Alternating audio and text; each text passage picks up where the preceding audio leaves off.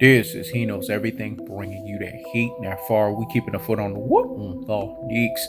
We keeping the foot on the whoop on the Knicks. And like the Tibetan mastiff that I am, man. Like the Siberian tiger that I am, I'm applying whoop unlimited pressure. Because pressure does aid bursts, pipes. Let's talk about it, man. Now, people are sitting here and denigrating, disrespecting the Devin Bookers of the world, but propping up the Giannis Antetokounmpos. Giannis Antetokounmpo gets the biggest salute of the damn day. Because Giannis Antetokounmpo won an NBA title, though. You get the biggest salute of the damn day. You did your job. But let's not sit here and act as if it wasn't an injury-ridden title. When he faced the Brooklyn Nets, did Kyrie Irving play? Did James Harden play?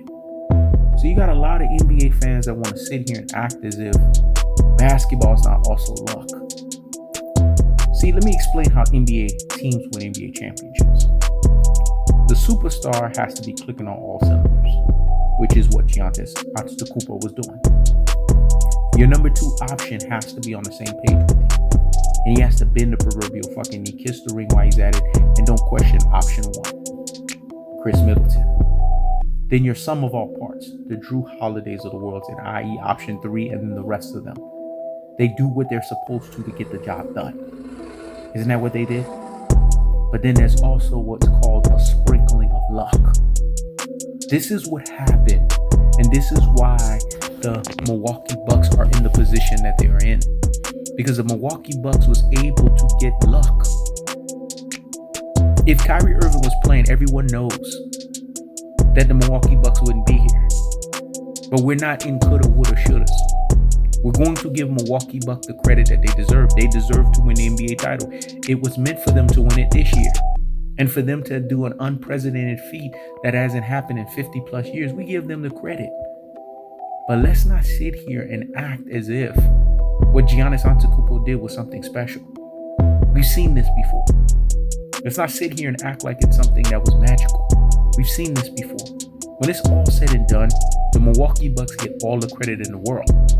But let's not sit here and act as if what the Milwaukee Bucks did was better than what Kyrie Irving did. Better than a Kawhi Leonard. Better than a Kevin Durant.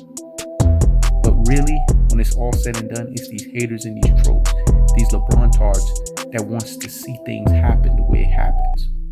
People gotta understand is Baby Mamba and Devin Booker and the Phoenix Suns, they still get the benefit of the doubt.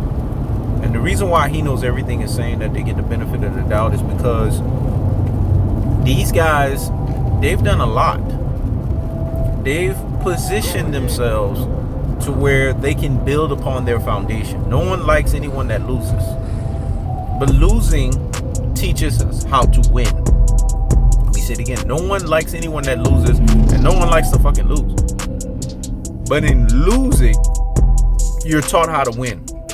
So many people lose so many times to the point to where they win. Michael Jordan famously said, I lost and I lost and I lost and I lost so many times. And that's why I won. And that's how I learned how to win. You have to learn how to win in your losses. I'm watching Record of Ragnarok, and I'm watching this swordsman that was the greatest loser. He went up against Poseidon, a god of gods, a guy that commanded the sea at the highest levels. And the outcome boiled in the swordsman's favor because the swordsman of over 400 plus years, including, and that's not including his lifetime. This man has lost and lost and lost and lost. But when he went up against his greatest foe in Poseidon, he turned around and won that fight. Because he learned so much in all of his losing. He learned so much in the adversity of losing that he just didn't want to lose no more. That he wanted to become a winner. But he was ready for it. And his moment arrived at that period. For the Phoenix Suns, Devin Booker works on his defense. Devin Booker really takes the time to work on his craft. Take this moment to say, you know what?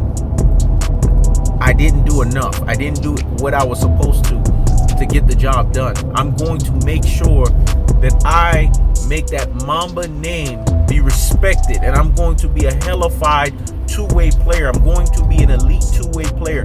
I'm going to be a dominant two-way player. I'm going to take basically the two-way player situation and scenario very fucking serious.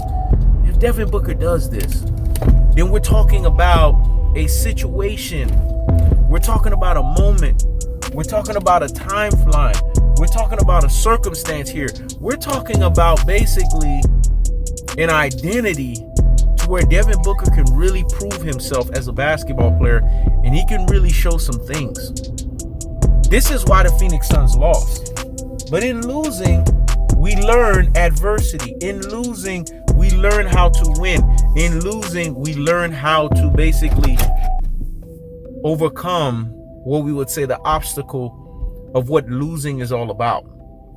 So I'm not going to sit here and spit on the Phoenix Suns. I'm not going to sit here and spit on Monty Williams. I'm not going to sit here and spit on the fact that the Phoenix Suns had an opportunity to really showcase what they were. And they did that. They overachieved. No one expected them to be in the NBA Finals. And they did that. Now expectations is going to be there moving forward.